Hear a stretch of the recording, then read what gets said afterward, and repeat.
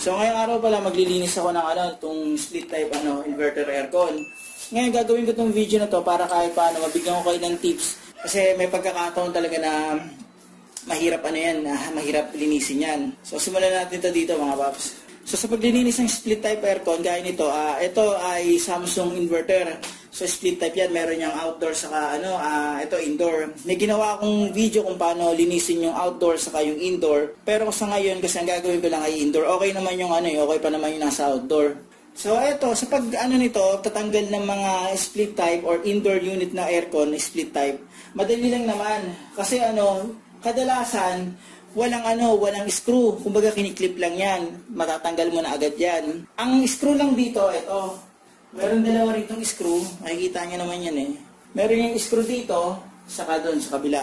So dalawa lang yan. Ang gagawin nyo, susundan nyo lang yung yung screw na yun. Ito patatandaan nyo mga paps.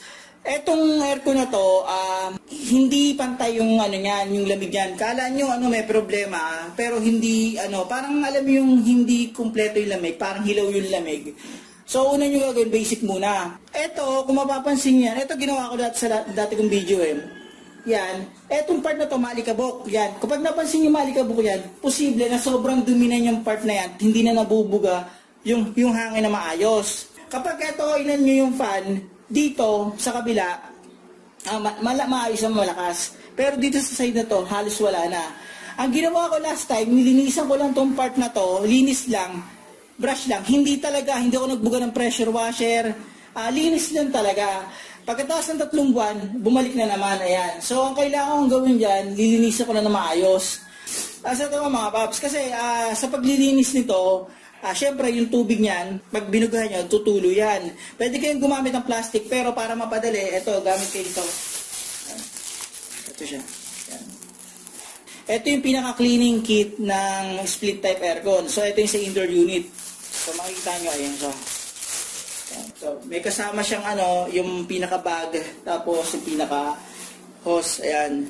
Kasi yung mga nag-service ng aircon ngayon, syempre hindi naman basta-basta babaklasin ng buo yan. Ang ginagamit nila, ito bumibili lang sila ng ganito, tapos naglilinis sila. Kung may ganito kayo, DIY, yan, magagamit nyo to. Papakita ko sa inyo, paano. Nakalimutan nga pala, bago natin i-set up to, pagpagan nyo na muna, para hindi na ganun kadumi pag nilagay natin to.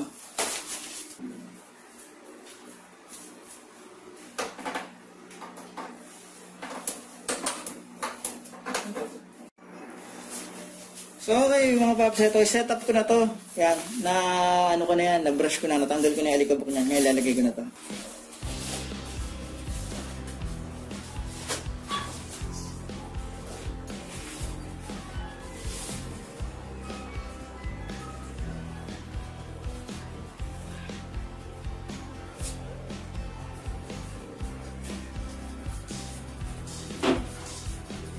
So ayan, okay na siya. Ang gagawin ko ngayon, bubugahan ko na yan.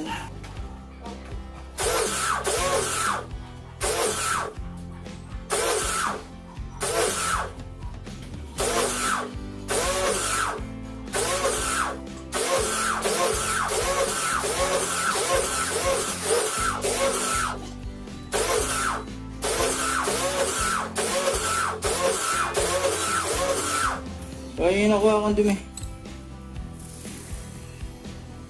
So, ayun yung nakuha kong dumi mga paps.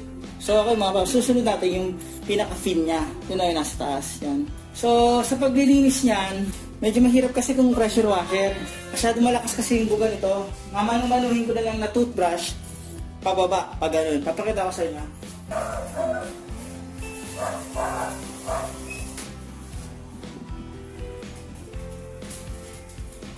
So, okay mga paps, additional tips lang.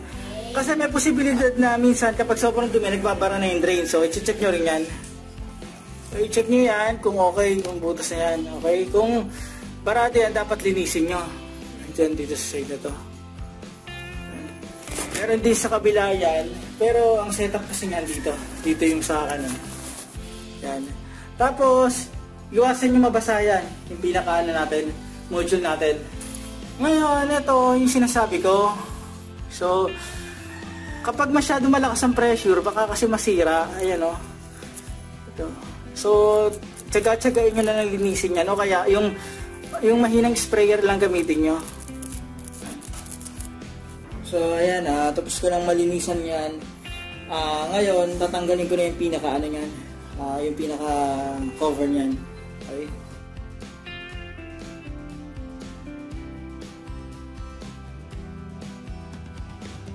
So okay mga paps, ngayon babalik ko na yung pinaka trim niyan.